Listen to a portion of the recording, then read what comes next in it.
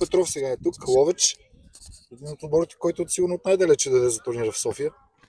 Ами, здравейте. Първо, повечето момчета вече сме се преместили за по-постоянно тук в София, но да, има и момчета от Ловеч, които пътуваха сутринта. Надявам се това да не им се отрази пътя и да се представим добре.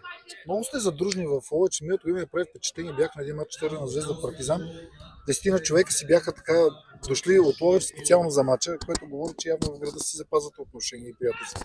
Ами, това е най-важното. При нас приятели да се събираме, да поиграем, естествено искаме да печелим турнири, матчове, да се представим на едно добро ниво, но най-важното е приятели да сме и второ без контузия, защото също това много се отразява на отбора и на настроението.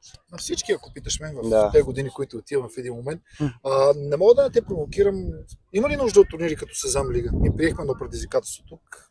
Ами естествено, колкото повече турнири на високо ниво, толкова по-добре за отборите. Много турнири се натрупаха в последните години. Последните 2-3 години много се разви мини футбол в България, за което поздравление, нали?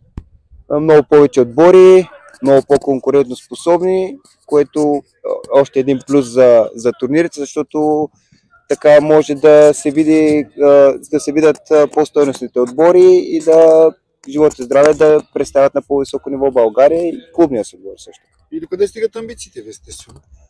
Ние винаги искаме да печелим, винаги сме настроени за победа.